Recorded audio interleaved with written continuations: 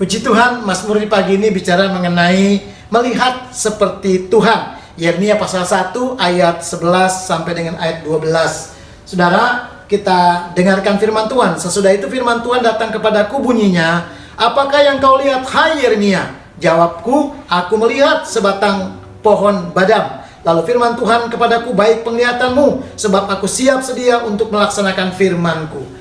Yang Tuhan mengajarkan kepada firman Tuhan kepada kita hari ini, seperti Tuhan ngomong sama Yeremia, adalah kita mesti melihat seperti Tuhan. Artinya apa saudara? Kalau kita melihat seperti Tuhan, hidupmu penuh kemenangan. Hidupmu di tengah-tengah tantangan tersulit sekalipun, engkau selalu melihat ada kuasa Tuhan yang bersama-sama kita. Saudara, melihat bersama dengan Tuhan, melihat seperti Tuhan artinya, kalau Tuhan lihat itu dosa, maka kita juga berkata itu dosa. Ada orang berkata, itu nggak dosa, itu kadang-kala enggak. Saudara, kalau Tuhan bilang itu tidak baik, maka bagi kita juga tidak baik.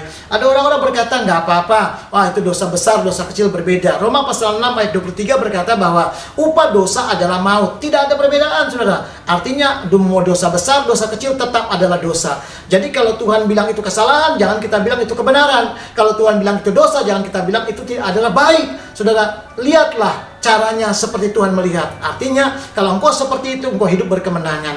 Bangsa Israel kenapa stres waktu mereka dikejar-kejar musuh dari belakang? Mereka lihat di depan mereka ada lautan, tidak ada jalan keluar. Lalu Tuhan bilang sama Musa, "Tunjukkan, arahkan tongkatmu ke laut." Maka laut terbelah. Dan mereka melihat ternyata ada jalan. Saudara, kalau mereka melihat seperti Tuhan, Tuhan melihat bukan laut, tapi di tengah laut ada jalan. Seringkali mereka melihat di tengah laut, bukan ada jalan dari kematian. Karena apa? Cara mereka melihat tidak seperti Tuhan. Tuhan mengajarkan hari ini, apapun yang kau alami, lihat bersama dengan Tuhan dan caramu cara Tuhan. Maka saya yakin ada kemenangan, ada jalan keluar, ada pertolongan yang besar terjadi.